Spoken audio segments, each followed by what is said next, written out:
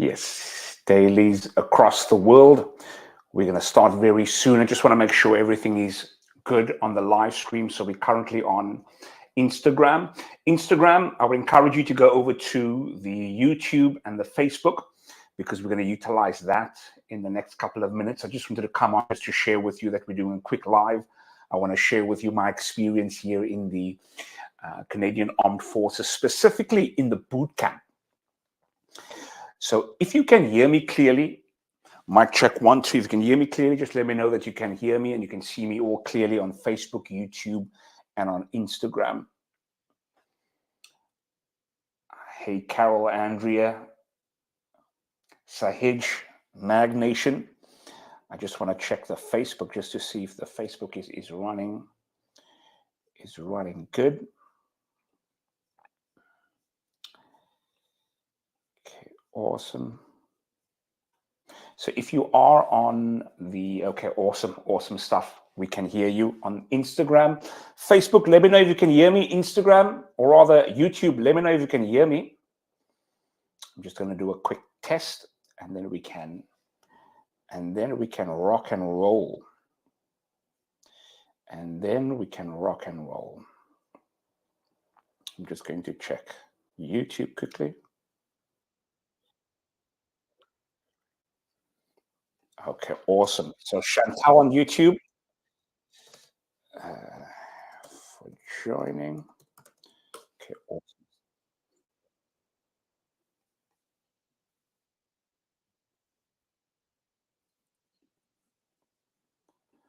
Okay, wonderful stuff. Now, last place I want to check is Facebook. Awesome. So head over to my YouTube. I'm going to click off the live right now. Awesome stuff for joining you on the Instagram, but catch me on the YouTube and on the Facebook. Cheers, guys. Okay, man. So you comos. I'm just going to get the Facebook up and running quickly.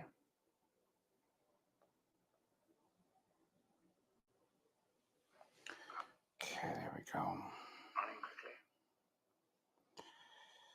Thank you for joining.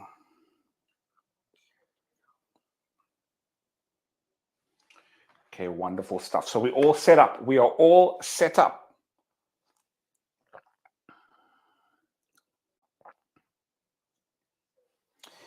So I want to share with you my journey here in the Canadian Armed Forces, specifically the boot camp. And welcome for those that are joining right now. If you have any questions, feel free to put it in the comment box below. I'll read it right here on the live stream, and I'll answer any questions that you have. So let's start off with the Canadian Armed Forces boot camp. So on the boot camp, as you can see, the picture over here with us all in our gear and everything. Now, this is quite later on in the stage. I want to take us all the way back. Can we start all the way back? Now, before I begin, I just want you just to give me a thumbs up to let me know that you can hear me loud and clear, but also just give me a thumbs up to say, hey, come on. And then we're going to start. And then we're going to begin. So welcome to those that are all joining on Facebook, and on YouTube as well. Chantal vra, watter een is ek?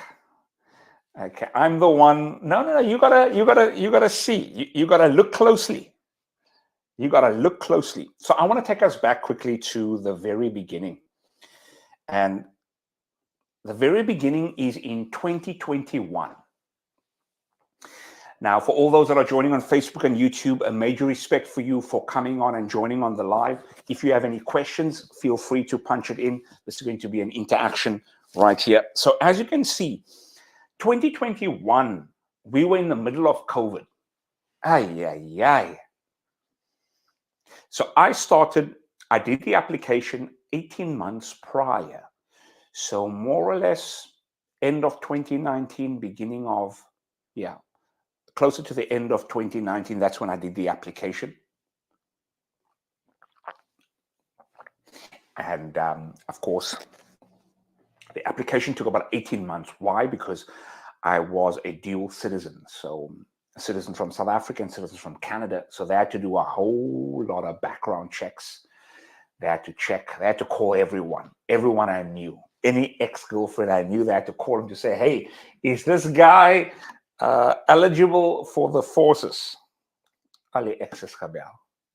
Nee, niks exes gebel. No, they didn't call any exes. They just called family, friends, references that I put down, right? And of course, I was waiting and waiting. And I'm like, when are they going to call?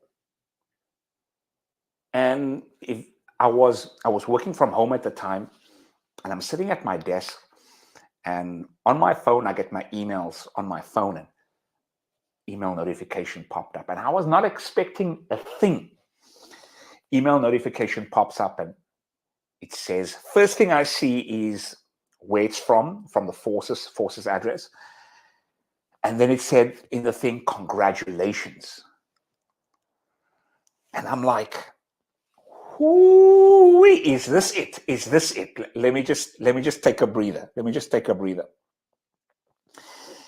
And I'm like, is this it? And when I get to the slides now with all the pictures and stuff, and I'm like, and welcome to all those that are on Facebook and on YouTube. Welcome, Nemo, Craig, Denzel. If you're in the chat, say hi. If you have any questions from YouTube and Facebook, let me know. I'll answer them right here. And then the email came through and it said, congratulations. And I'm like, shit, is this it? And I opened up the email, and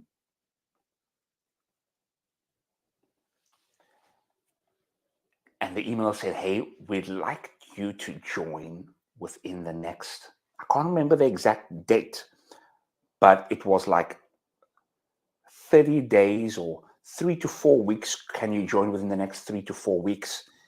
I was like, what? I'm excited, but also at the same time thinking, man, die soek short notice. Kan hulle nie hulle act together kry nie, man. I was like, couldn't they get their act together? Give me some more time. But that's the nature of them. They want you to do, whenever they say come, you come. Whenever they say go, you go. So I decided, you know what? I'm going to take this. They said, let us know within this time frame if you accept it. Ek het so my immediately gesê, yes, sir. Sign me up, baby. Please sign me up. So this was March, end of March 2021. And sign me up, sent the email through immediately. I let folks know. I let the folks know, let my aunt know, let my cousins know, let my family know, hey, this is the email, sent them a screenshot. This is the email. I made it, boom, boom. They were excited. I was excited. Now, in the meantime, leading up to it, I knew that, of course, the boot camp is coming. And of course, with the boot camp, this is the time where you get to see if you qualify for it physically, right? Because this is now the first line of defense, the first test. So once I got the email, I was training already, but not as intense, because I'm like, 18 months is going by. How intense can I go for 18 months? So I was doing a regular schedule. When the email came, I took it up a notch. I was like Rocky Balboa, bow, bow, doing some running, doing some sprinting, doing some jogging just to get the cardiovascular system. There was a park in the neighborhood, right? And I started doing push-ups, pull-ups, and in the park, there's this gym area. And then on the day, they say you need to come in and you need to sign now your documentation. And as you can see there in the photo, it was still COVID time. This was a time where this is the certificate that you see I hold in my hand, just saying, hey, we welcome you, pledge your allegiance. Now, this part of this ceremony part is quite interesting, because you go in, you sit down, and it's not really, it was a little bit different because of the fact that it was COVID. So with COVID, everyone was 6 feet apart. We had masks on. We sat in a room, and then they called everyone one by one to swear on the Bible and their allegiance to the Queen at the time. No, was it the King? When the Queen is, must know, boom, boom. Swear your allegiance. And they asked me, do I want to read something from like a passage that they give, or do I want to read my own Bible verse? And I decided to read my own Bible verse. I remember reading Jeremiah 29, verse 11, where it says, for I know the plans I have for you, says the Lord, plans to prosper, not to harm, plans to give you hope and a future. Bow! Get somebody prika op die daar forces conference room daar. But no, that was good. We said our allegiance, and then thereafter we took the photos, boom, boom. After that, we then, I think it was a day or two thereafter, we had to then prepare to go through to boot camp. So for those that are on the live right now, here on Facebook and here on YouTube, a major thanks to you for joining. If you have any questions, feel free to shoot it in the comments below. I'll answer them as we go along. So yeah, where was I? So after the ceremony, now we had to pack in everything for boot camp. Now they give you a list for you to write down. They give you a list, writing down everything you need to bring with. Nou, dis helse list wat hulle gee. It was a long list that they gave, right? And the list was regarding, you must bring this amount of socks, this amount of t-shirts. And if you were with me on boot camp or in the Navy and you're watching this now or on the replay, I want you to comment and chime in for sure. And for those that are joining right here on Facebook and on YouTube, major respect to you. Make sure to leave your comments or questions in the comments below. Yeah, man. So the list that they gave, you need to bring this amount of socks, toothbrush, you will buy your toothpaste there. It was in order, you had to bring exactly what was on the list. A black backpack with no writing on. Ek dink, wat 'n duivelse kalt is die wat ons met al die dinge bring. But hey, I guess that was the requirements, right? So this was my time now to go shopping. So I said, you know what? I need to take the list. I go to Walmart, go buy some stuff at the Dollarama there, some of the locks and shoelaces and shoe polish and all those stuff. I wish I had that list now so I could have read that list, but that list is long gone. You can find actually that list online actually.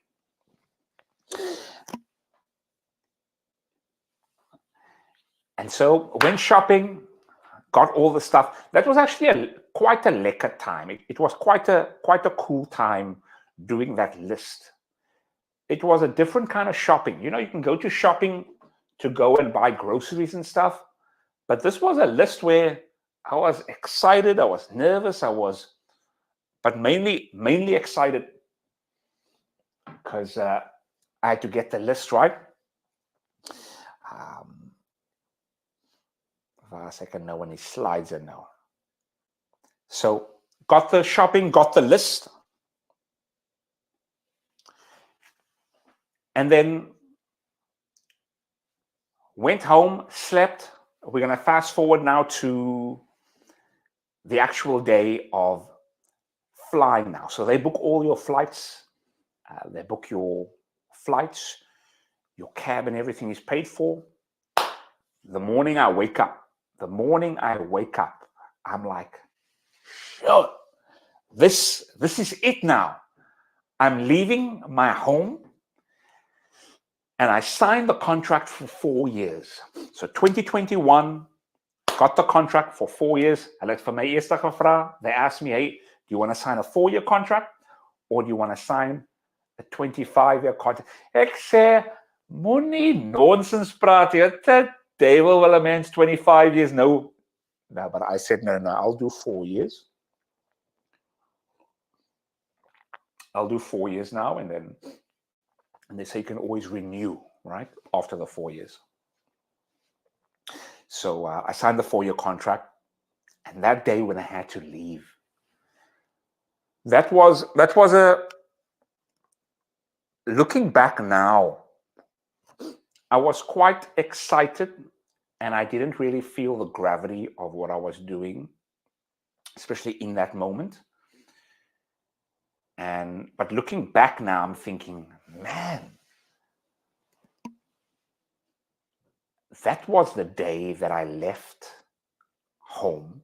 I'm supposed to say prodigal son. I left home to start a brand new journey. And I'm going to get into that journey now.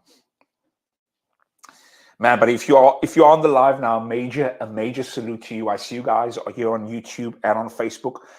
Make sure to leave your comments below, and I'll answer them, your questions.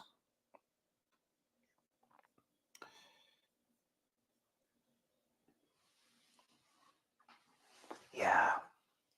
And 2, took the cab, went onto the flight. Now, mind you, I was watching a lot of videos online as to what it's like being in the Navy, right? What it's like, what is the boot camp like? And there was a lot of videos on YouTube on the Canadian boot camp, but even more videos on the USA boot camp. And then I'm watching these videos and seeing how the moment you get off the bus, when you land there, how they say, hey, get out, get out, get out, get out, get out, get out, put your bags here, put your bag on the floor, on the floor.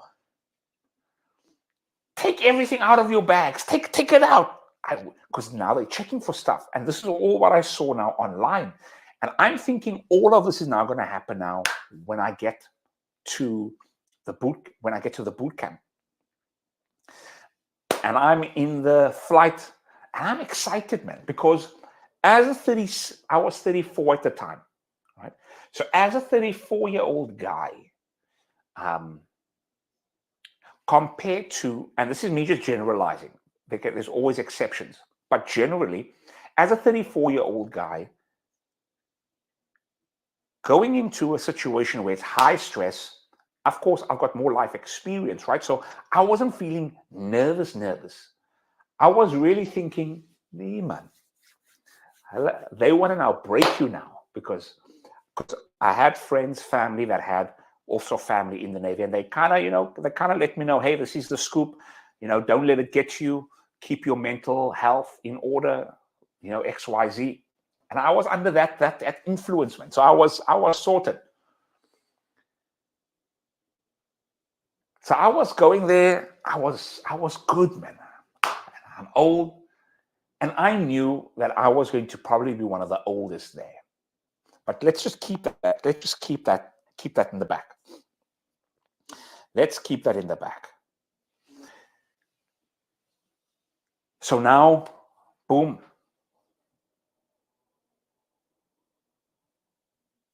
And yeah, promise of the peace. Yeah, it sounds like you were being.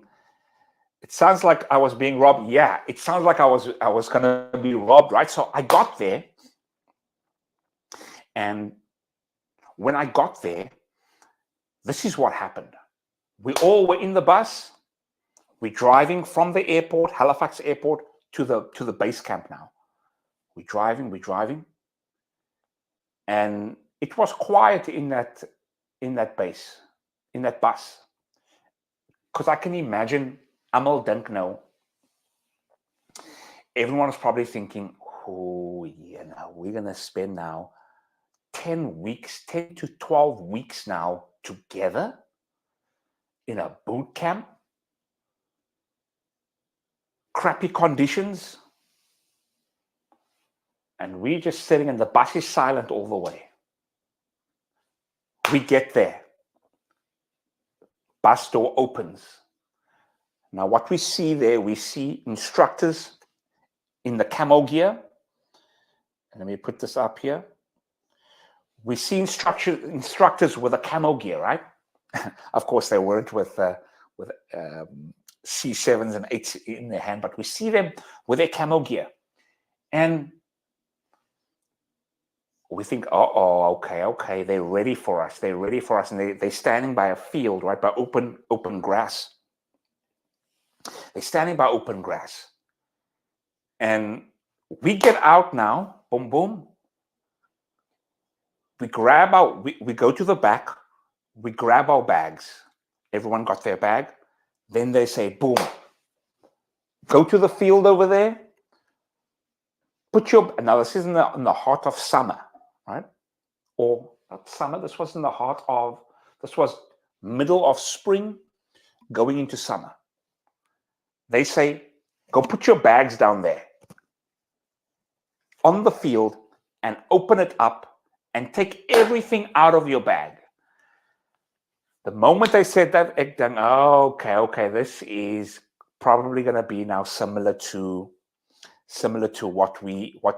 what I saw on YouTube now. And everyone packed their clothes so nicely in the bag and everything. We all went, boom. Salute to all those that are currently on YouTube and on Facebook.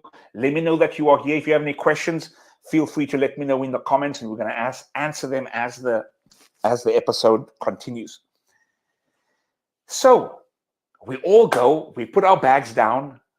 I'm like opening my bag, and I've got so much stuff in my bag, so much small stuff. And I've got to take everything out, and I'm thinking, hopefully things don't get lost when it goes on the floor. And we go there, we put our bags down, we unzip our bags, and they are like, come on, guys, come, let's go. Open it up, take it out. And they are putting pressure on us. They're putting pressure on us. And you see the shame. The guys, some of the young guys, the youngest guys, they are 18, right? And they are like nervous as hell. Now, I'm kind of taking it like a joke. No, seriously. I'm kind of taking it like a joke because I know what the scoop is, right? So I see everyone just scrambling, taking stuff out, and the instructors are like, come on, guys, take the stuff out. And I'm like, hoo-wee, it's getting hot right here. First thing.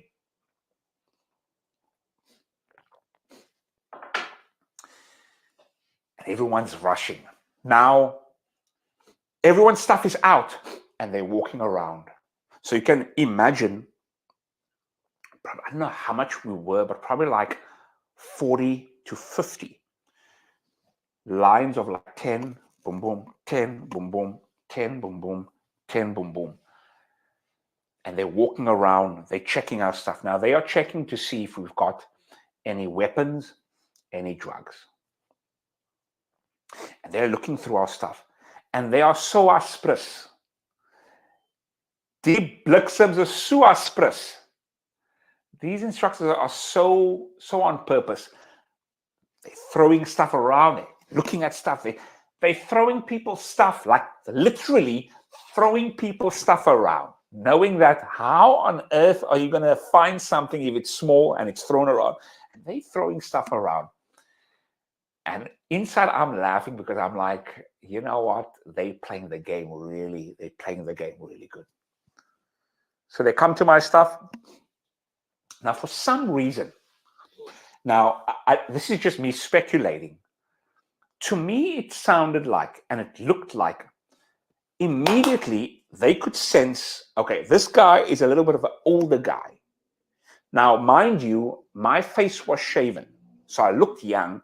But of course, your face don't lie. If you have an old face, if you're 36, you're 36. If you're 18, you're 18, right?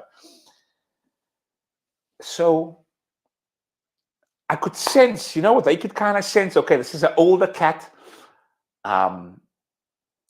They can disrespect you, but not to the same degree, if you know what I mean.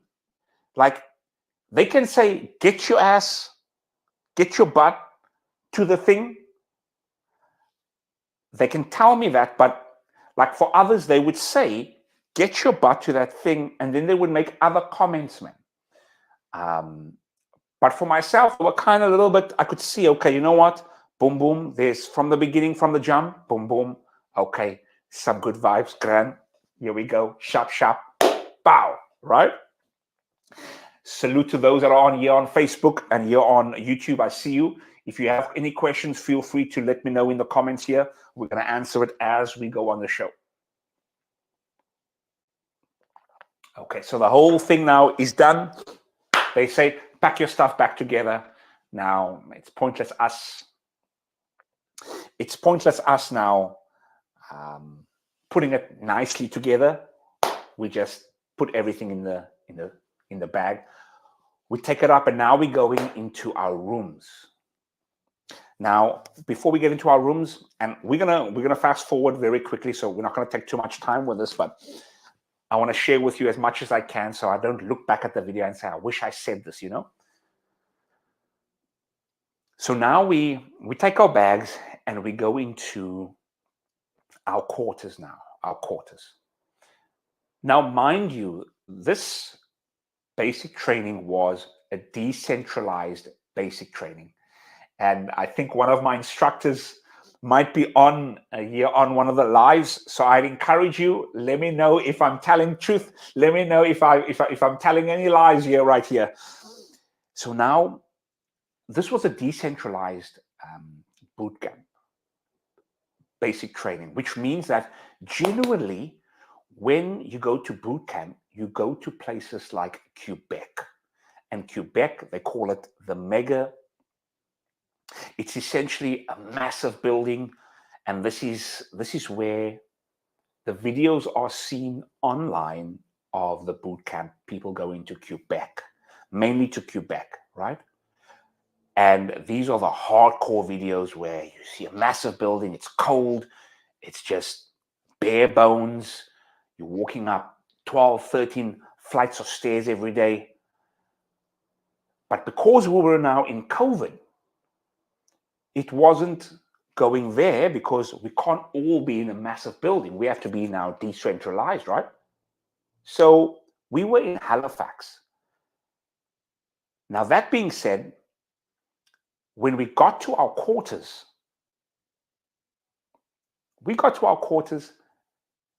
so before we get into our rooms, they said, okay, you know what? Stand in front of your doors. We're going to have to bring some equipment into your room. So we're going to have to bring some fridges. We're going to have to bring some appliances into the room. So now, okay, so now everyone's standing by their doors and we have to get our own fridges, some TVs and stuff. We had to go upstairs and bring it all down. So all the guys, of course, all the ladies were also helping, but some of the guys went all the way up and grabbed some of the equipment. Just a quick break. I see Joseph Knoll. Joseph said, I don't know if you are referring to me as an instructor. Haha, I was general duty on your boot camp. That's awesome stuff. I wasn't referring to you because I didn't see you coming in, Joseph. However, I know Gus. I was referring to Gus up there. However, salute to you, Joseph. Chantal on YouTube says, respect your elders, they said. Yeah. You're referring to me as an elder when they looked at me as a 34-year-old? Yeah. But mind you, when we got there, I wasn't the oldest. There was someone that was 48. 48. Mind you, the guy was in decent shape for a 48-year-old guy. But that encouraged me to know, hey, I'm not the elder. So how did I comment that, Chantal? So I was coming to the point of grabbing. We had to grab now our fridges. We had to grab our microwave. Some of us had to grab a TV. And I was one of the guys that went up to go fetch our stuff, right? So now this is the point I'm making. When I was going, nobody knew anybody. So from that day, I was greeting guys like, hey, boss, hello, boss, hello, boss. Even if I was a 34-year-old guy and greeting an 18-year-old guy, hello, boss, for me, it broke the iceman. You know what I mean? And then everyone else started calling each other boss, boss, boss. Because when you're amongst 40 to 50 people on day one, you're not going to remember any names. Hey, what's your name again? Boom, boom. Just say hello, boss. Boom, boom. We were carrying stuff. Here's your microwave, boss. Here's your TV. Here's your, your fridge. Boom, boom. So now everyone started calling everyone boss. And then they started calling me boss. And it's funny because on day one, and day two, day three, they're calling me boss. And now the instructors are looking at like, it's funny hearing somebody call me boss and an instructor's there. And they're like, why are they calling you boss? You know what I mean? But I digress.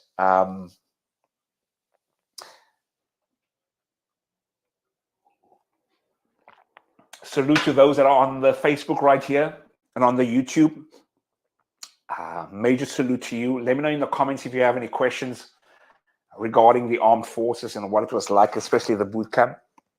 So now we all got our appliances and stuff. We all got our room set up. Now we open the door to our rooms, and what we see is this.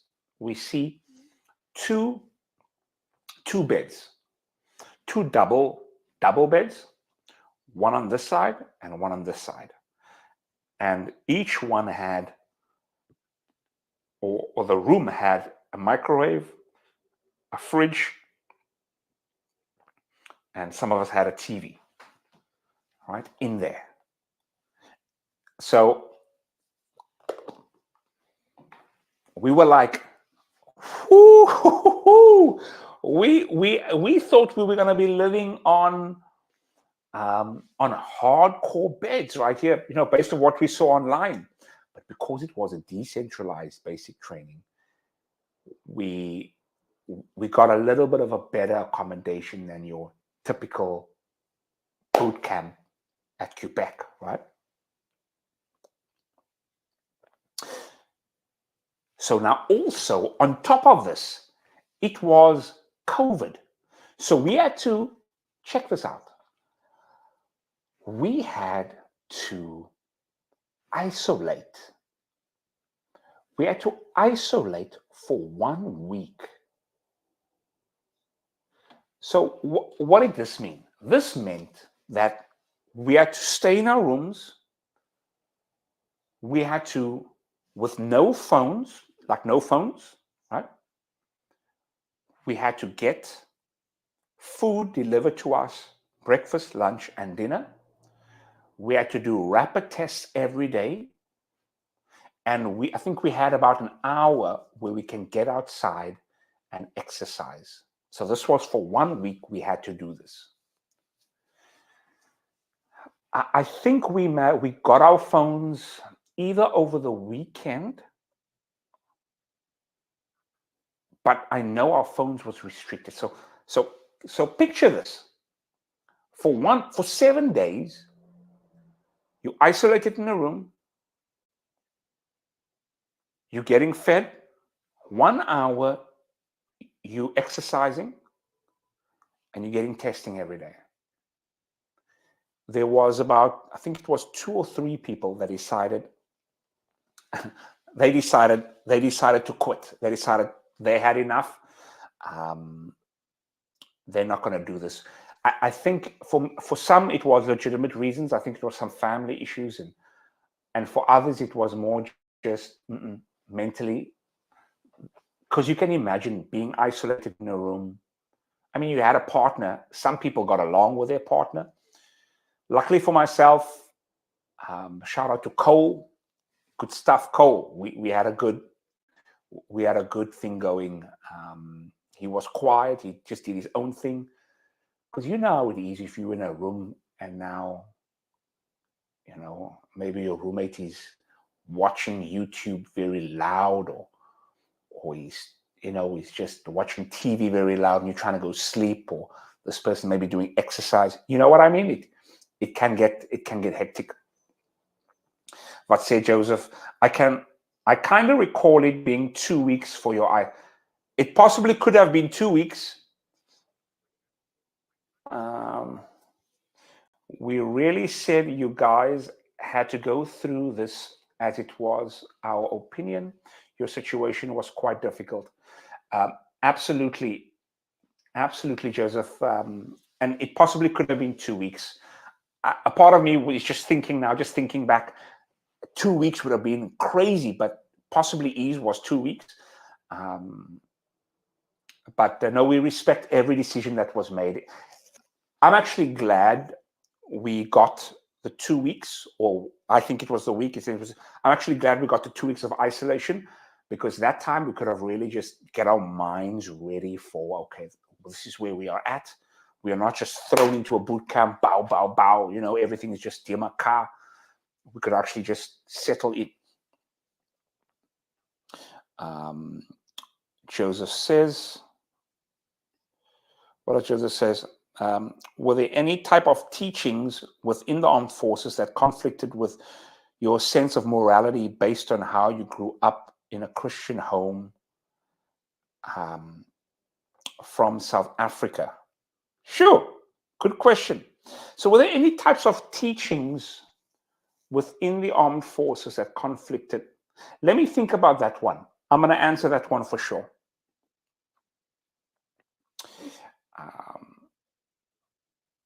Jeremy on Facebook asks, were you able to sleep enough? Or sleep is not a priority? Yes. So I tell you what, in boot camp specifically, I was able to sleep enough. And I tell you why. So this was the schedule. So essentially, once the 2 weeks of quarantine was over, what we had to do was we had a set schedule. So 5 o'clock, we had to be up and ready for PT in the morning. So for physical training in the morning. So which means we need to be fully washed, fully shaven, brushed teeth, washed everything. So like 4:30, I woke up and we started our day. But not just that, we wake up, start our day, but also make our beds in a certain way that is stipulated.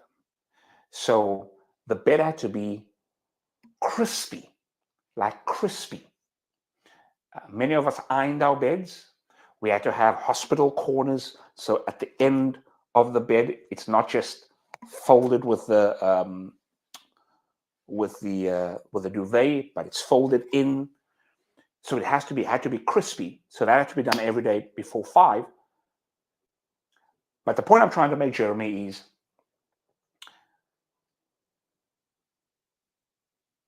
so 5 o'clock wake up.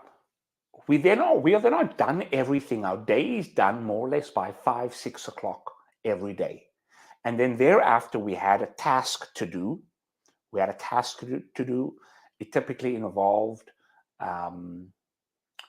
shining our shoes and getting our uniforms ready, and also a task that we had to do in a team. So that took us up until like 8, 9 o'clock for the latest. 8 o'clock, I would say, for the latest.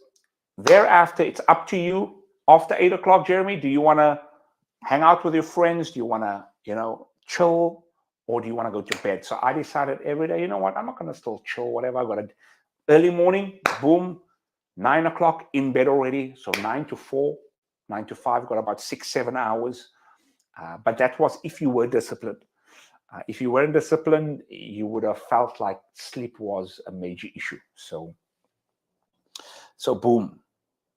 Let me get to the promise peace question. Were there any types of teachings within the armed forces that conflict with your sense of morality based on how you grew up in South Africa?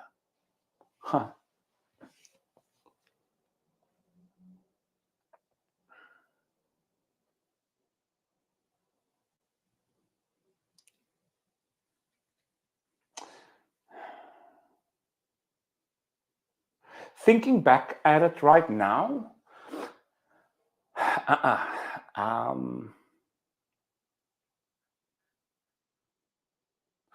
you know what? For me, no. I do remember there was a situation, and just because I have respect for the people that was in my team, we'll keep their privacy. There was a situation where, this person felt like they were discriminated against. So, for example, this is just an example. The person goes to the lunch line, and whenever this person goes, they never have his particular item. So let's say he was vegetarian, for example. They wouldn't, let's say they maybe never had, for some reason, maybe they never had the vegetarian meal available. And because this is such a high stress environment, because number one, people are away from the family. Number two, people are with others that they don't really necessarily gel with. And now on top of it, there are other issues within the structure. Anything can set you off, right? But for me personally, there wasn't anything that was against my morality. What happened with me was it really tested my physicality, because can you imagine 5 o'clock every morning doing PT, and this is not what you normally do on a regular basis, right? So that tested my limits physically, which in turn tested my limits mentally. Now, for the next 3 weeks, this was continuing, right? And then as every week progresses, and I hope that answers the question, Promise of Peace. So as the weeks were progressing, there was more layers that was added on.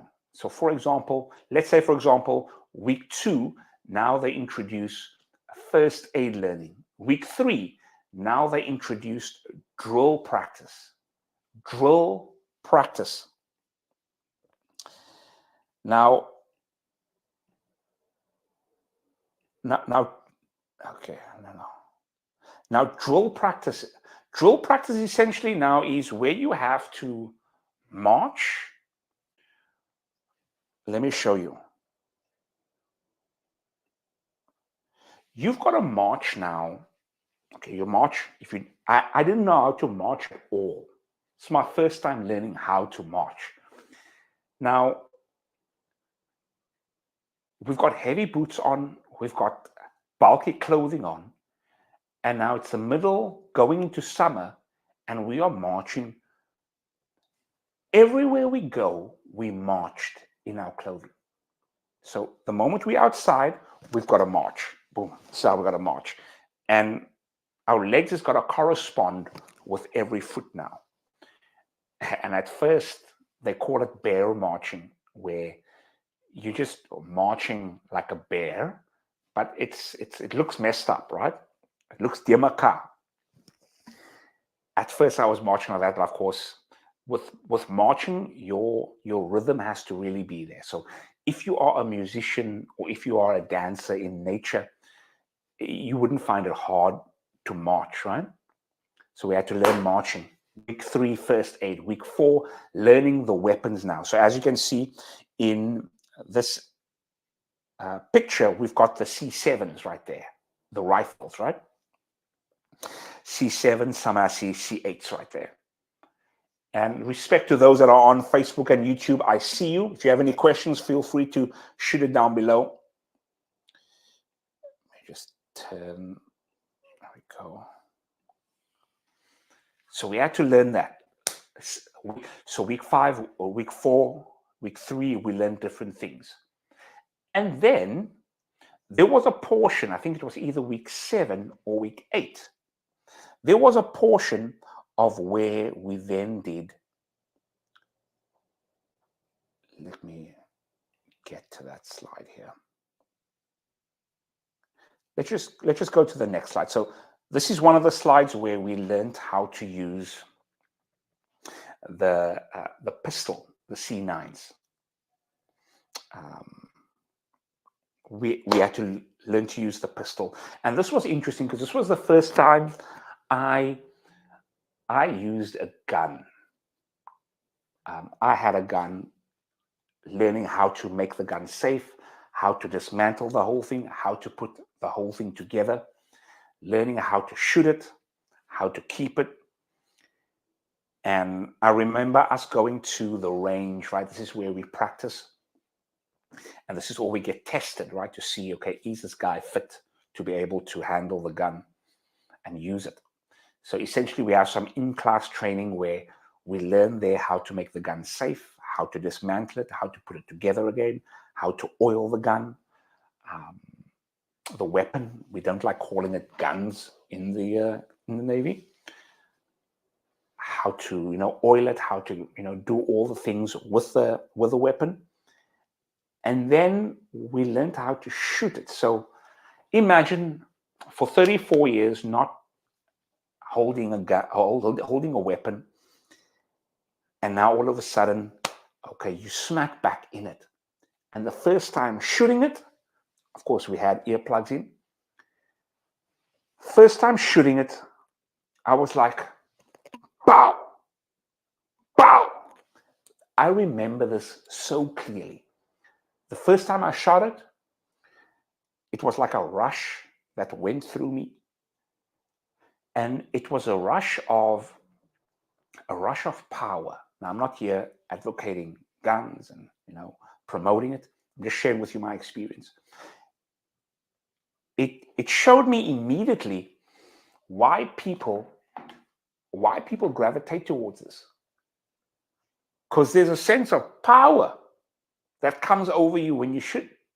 It's like, whoo, I'm a different kind of guy now. I'm a more powerful guy. I'm a more dangerous guy. That was kind of the feeling. And I shot, pow, pow, pow. Now, when we're shooting, there's like a sketched out person of a man, right, with a head and a half a body. And essentially, we're shooting at it. And afterwards, the instructor goes and points out all the areas that you've shot outside of the drawing and all the areas that you shot inside. And of course, inside, the more you shoot inside, the better, right? The score. I remember scoring above average. It wasn't anything amazing or anything too poor. I just did my thing. I did my thing. So that was that was a weapon experience. And then we went over. Okay, I think this is a better view.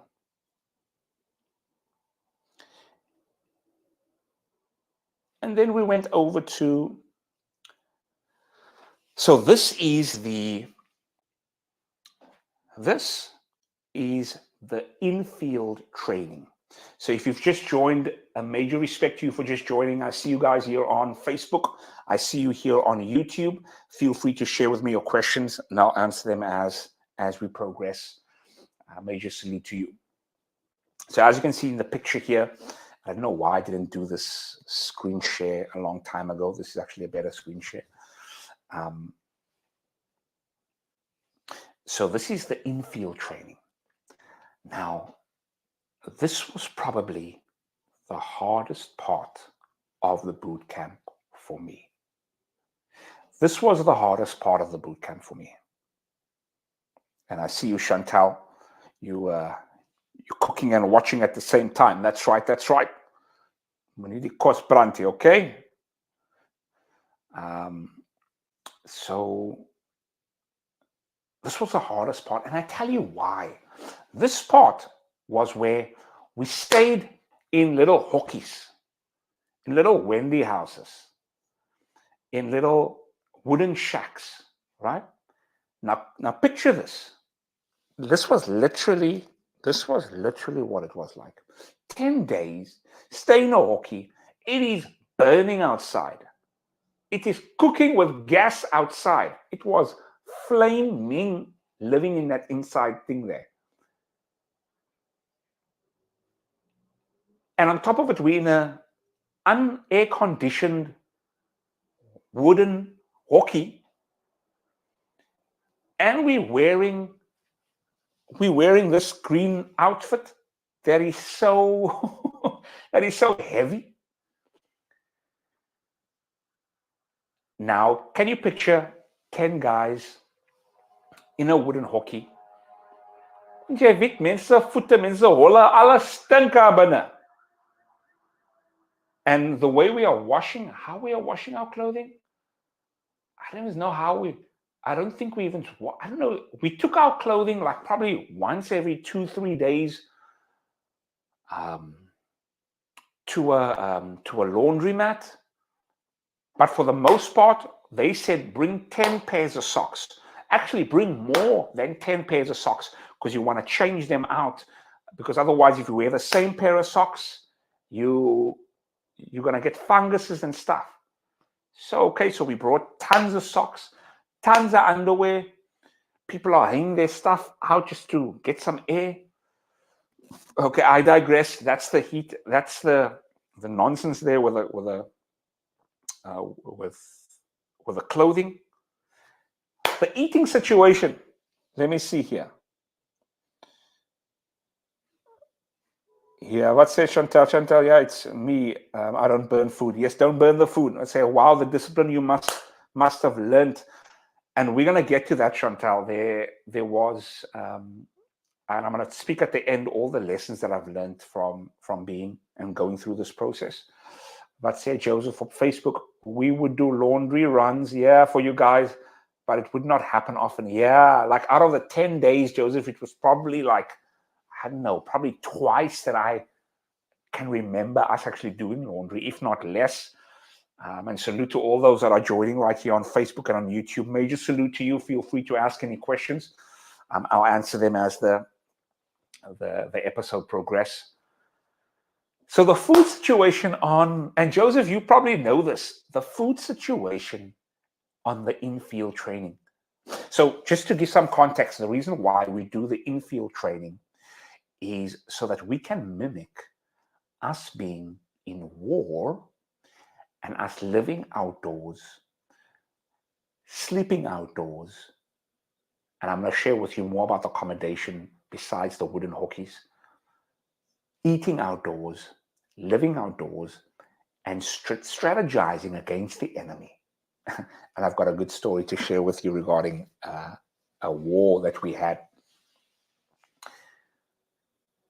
So the food situation. So they call it the MIRs, the MRIs, something like that. It's called emergency, like it's an emergency rations pack. So it's a just stay here. Let me show you. So it was something like this. So it was a pack like this. This is Himalayan salt, but it's literally a pack like this. And on the pack, it says, on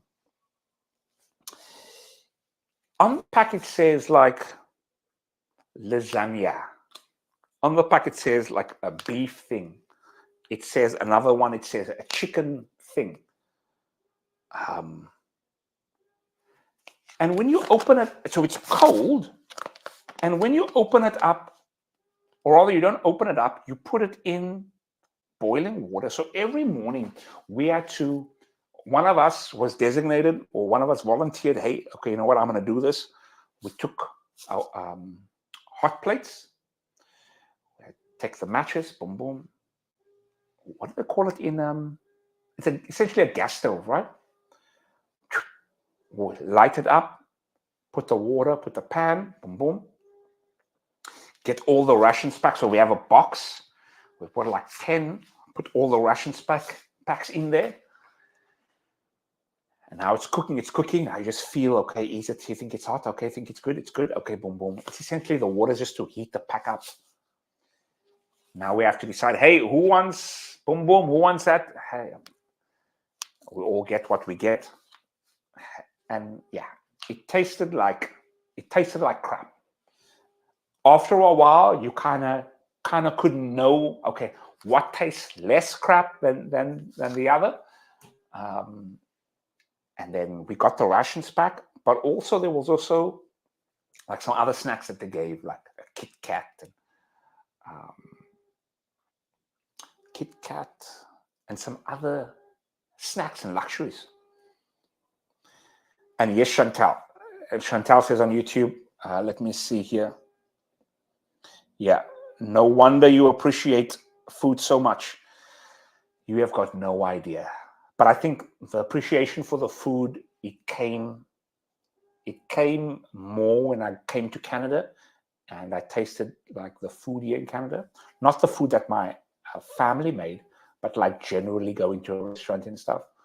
And it was like, nah, I'd rather stick to home cooked meals. But then coming to the Navy, it also accentuated, hey, I appreciate good food too. So yeah, that was a food situation. So that was shit. So can you imagine eating that every day? How your crap must be in the toilet, and how people are farting in the shacks. And because it's not air conditioned,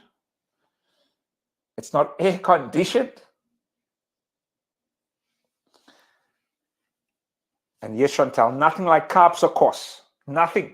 Absolutely nothing. So people farting everywhere and the feet and stuff. And okay, so that's the food situation. Now coming to the accommodation. So yes, we spent around 2-3 days in the wooden hockeys. And now we had the infield situation where we had to live in the field. So we had tents and stuff, right? But just to backtrack, you see the picture that is up here. This picture was essentially every day we had in the field, we had a debrief on certain tactical maneuvers that works best when it comes to in-field training. So, as we sit there, they would give us a lecture, boom, boom.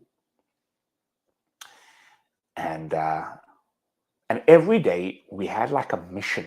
So in the mornings, we woke up, we showered, did what we have to do. And then we had a tactical mission where the instructor would come in and he would be the lead instructor. And then after the lead instructor, we will all be given certain duties. One person's the navigation guy. Another person is doing something else. So in the mornings, he would say, okay, this is the plan. We are looking for this enemy. We are currently at this location. We need to, so we had like a whiteboard over here, and it would be like, okay, you know what, guys, we are over here now. The enemy is over here. We need to find the best way from here to here, because all the way in the middle, there's a whole lot of obstacles. Now, that being said, there's a whole lot of obstacles that we need to deal with. So let me show you. We not just have the obstacles we need to deal with, we are walking from here to here. So we are, number one, walking from here to here. We are walking with water.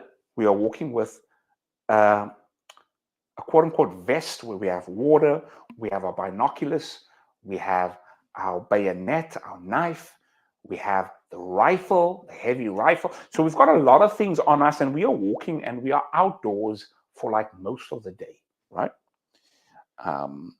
Not just on top of that, we have paid actors, maybe not, I don't think they were paid, but we had actors coming in to pretend to be the enemy. So they would come in civilian clothing, where they would shoot at us. They would set traps for us. They would do all. Now, can you imagine? Not just that, we are doing this exercise at nighttime.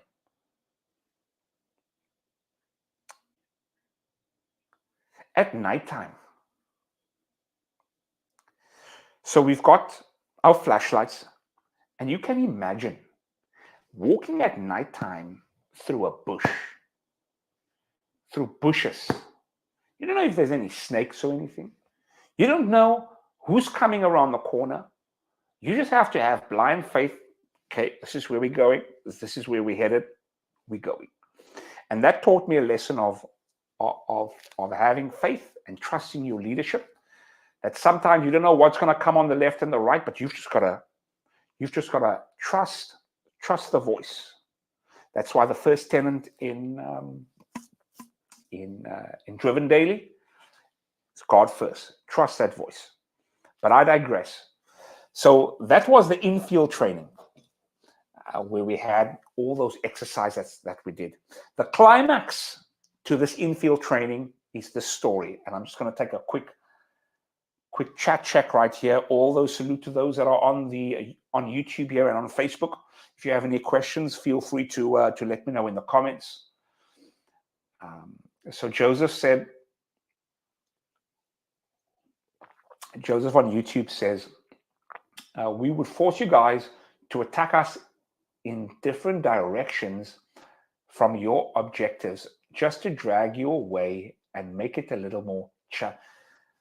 He says, we would force you guys to attack us in a different direction. So they're trapping us to attack them in this direction from your objectives, just to drag you away and make it a more challenging. So true. So they would attack us. We're going this way. They would attack us this way. We would then start fighting this way. And then some of us would forget, okay, this is actually the path we're going. Boom, boom. That's how they get us. Ooh, listen, we gotta, that's a life lesson right there. Whoever attacks you, doesn't matter whoever attacks you and where they attack you from, always keep your objective. Come on, Bishop, preach it. Come on, Joseph, you gotta talk, you gotta teach right there. But yeah, so this was the final. So the final exercise was this. The final exercise, I was essentially the guy that had the radio, that essentially, and I'm not saying this because this is my channel now, I'm saying this just to be the guy now, but I was literally the guy that kind of called the shots. So what happened was, this was kind of like a 12-hour mission where everyone had a chance to be the guy to make the call of, okay, Tony, you're going to be in this position. Cedric, you're going to be in this position. Amanda and Caleb, you're going to be in this position. And I will let you guys know when you're going to switch positions and which positions you're going to be switching to. So we had a roster of different areas we need to fulfill and the people that needed to fulfill that area. So for example, if one of the guys, Tony, was the gunman at the fence, that Tony cannot be the gunman at the fence for 6 hours straight, because that, number one, he'll get bored and he will lose focus. But number two, we need to rotate that position, right? So there was a lot of logistics involved with being that person. So I was the person at the end of everything. This was probably like 3-4 o'clock in the morning. We are doing our rotations. And so what happens is, this was kind of the situation. We had our fort that we needed to protect. We had our base we needed to protect. So in our base, there's a main gate. When you come into the main gate, you have a tower where there's a guy there with a rifle, with two guys with a rifle. On the left, you had some guys laying in ditches, waiting for people to come through the side. We had other areas there where people also protected. We had another area where somebody had a gas mask, had to wear a gas mask on, because there will be gas mask attacks. So 3 o'clock, 4 o'clock in the morning, boom, boom, last round before the thing ends. I was the guy. So as the guy that controls everything, you need to make the call when the shit hits the fan. So when the enemy attacks, you need to be the one that says, we're going to do A, we're going to do B, we're going to do C. Or, and listen to this closely, or you're going to do D. Now, option D was, as the man, like as the guy in charge, I don't have a particular spot. I can choose where I want to be.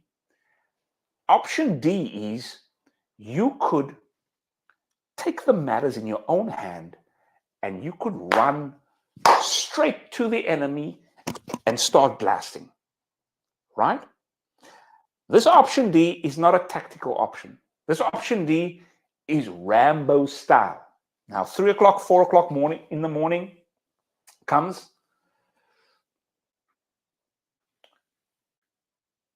and now we hear and we can see in the distance a truck pulling up. Now, this truck is pulling up with no lights on. It's pulling up in the dark. And it's pulling up. And we hear in the radio, we have someone approaching, coming. Now look at the time. Okay. It's around between 3 and 4. I'm like, okay, is this the main attack now? Because throughout the night, we're getting different attacks. Throughout the night, it's different attacks. Small attacks here, some random fake attacks. But now this one, we actually seen the truck pulling up. The moment the truck pulls up, I make the announcement, open the gates. Now, I know this is not real life, and I knew I could have done this. And I knew I could have done this because it's not real life, right? But I had to take one for the team because I knew this was the main attack. For some reason, this was the main attack. So I see a van, we see a truck pulling in. We see 2 guys at the back of the truck pulling in, on top of the truck standing. I say, open the gates. I run with my thing in my hand. I run. Boom, boom, boom, boom, boom, boom, boom. But before I run, I say, open the gates. I'm going in. And the guys knew, boom, boom, boom, boom, boom, boom. And I go, pow, pow. So this was a rifle, right? So it's a machine gun. I put this on continuous mode, baby. Continuous mode. Pow, pow, pow, pow, pow, pow, pow, pow, pow. And everyone is just firing. Everyone is just firing. The people on the left laying on the ground. The people on the right by the gas max, they are coming in. Somebody threw a gas. The gas is going up. So in my mind, this was one of those outer body experiences where you are running, you're shooting, bow, bow, bow, bow. The gas is going. The guys are shooting the left and the right, and you're just going. And I'm having an outer body experiencing thing. This means thinking, shit, this is so freaking awesome. That's literally what I'm thinking. And you know that moment, that moment in your life where you get a grill. We say this in Afrikaans, jy kry 'n grill. It's like in English they say you get this hoendervleisman, you get this goosebumps, you get this thing, essentially you get this adrenaline rush that comes and you shooting. Everyone is shooting. The smoke is going. Next thing you know, we don't see any shots coming from the enemy. We say, halt fire. It's quiet. Everyone shout, we made it, baby, we made it. And that was the end, man. Sure. That was the end of that quote-unquote war that were for 12 hours. This was the grand finale war. For 12 hours, the enemy is dead. So we are shooting we've got the safety on top of the nozzle of the gun. So the gun is still shooting, pow, pow, pow, and it's still feeling like it's shooting, but it's shooting into a nozzle. And man, so you can feel everything, but it's just not actually shooting. And that was the end of that. And that was a victorious win for us. And man, we could sleep that night at peace. Sure. Man, sir.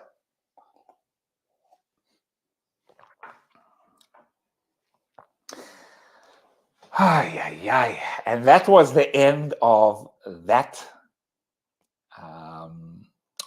That was the end of the infield training.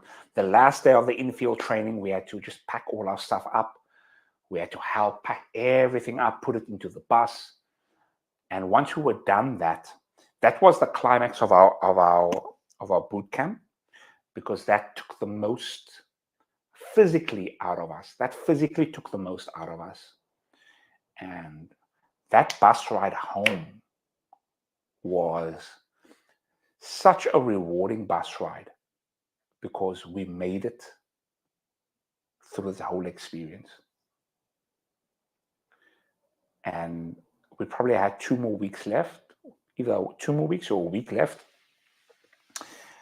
And that was the time. Now we got preparing now for our graduation. And that's when we came to the so this photo right here, this was what I wore for my graduation. It looks like I'm choking myself right there, but I was trying to be like GQ, trying to pose, but I should have just looked in the camera and take my glasses off. But hey, you know what? We had to do it. That was the outfit for the graduation. Speaking about like these outfits, so this is one of the outfits for the graduation that we wore, because it was summertime. You get different outfits. We get the all white to wear in summer if we go to different ports, and then we get another photo which I should have put on here, but I didn't. What does Joseph say? Are you still in the military Navy? Yes, I'm here in Halifax right now.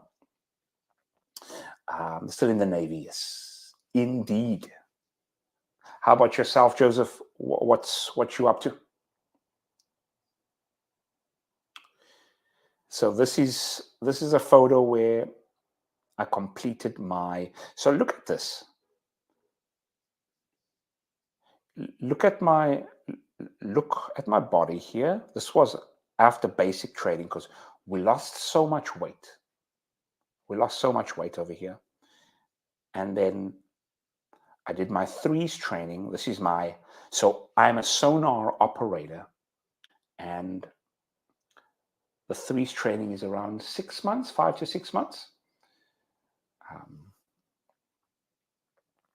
What does Joseph say on Facebook? After the BMQ basic training, got posted subs. Well done. Been there for a year, and so awesome stuff. Submarine training. It's not for everyone.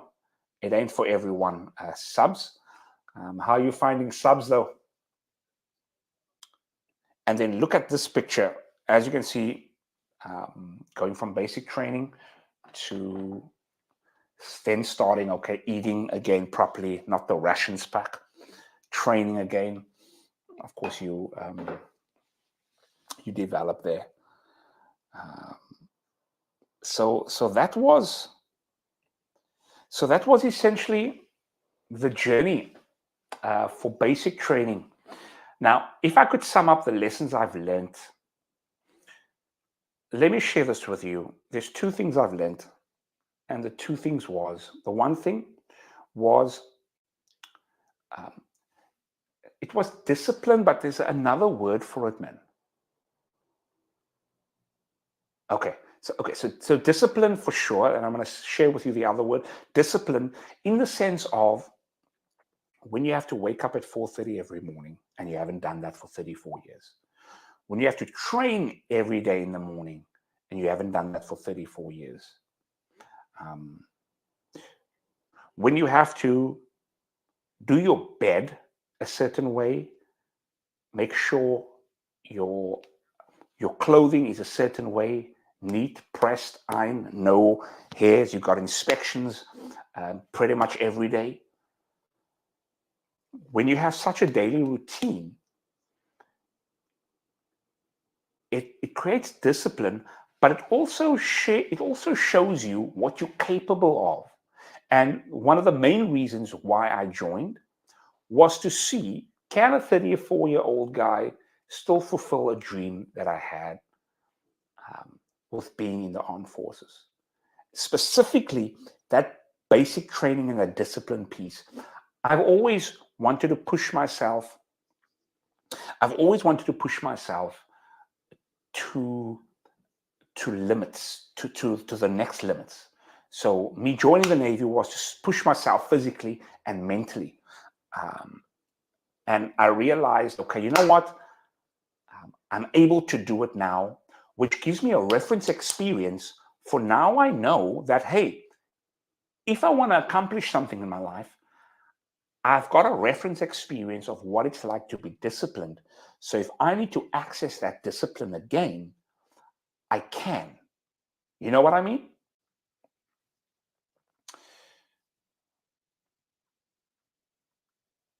Joseph in Facebook, what do you say? Say, yes, it's quite challenging. As you said, sailing is quite a unique experience. It sure is.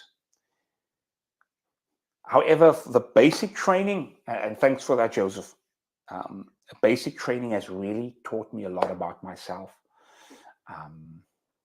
If I could do anything different in basic training, there were moments where I got upset. There were moments that I got frustrated, and not to a large degree, but if I could do it again, I would play the game so much different. I would give 300% because now I really know, like, this is the whole purpose of it, man. Like, I genuinely know this now, you know? But nah, that discipline piece is a major piece. And for that, I'm forever grateful. But yeah, mense, that's a wrap. I wanna thank you for joining. Thank you for asking your questions, Chantal, and for the others, Promise of Peace, Joseph, and all the others that has joined. A major respect to you. I'm glad I could share with you this part. I'm glad I could share with you this part of my journey. I plan to share more with my journey with you as the days, as the weeks progress. So make sure you hit that subscribe button if you're watching this on YouTube. And of course, on Facebook, make sure to follow me. Click that follow button, but also head over to YouTube, because YouTube is the main home. That's the hub. That's where most of the videos are going to be pumped out. Facebook and the other platforms is just kind of like teasers to get you to the main YouTube channel. So make sure you go ahead and do that. But hey, remember, like I always say, we are not here just to survive. We are here to thrive. From my heart to yours, know that I love you, know that I care. And until next video, peace. Bow.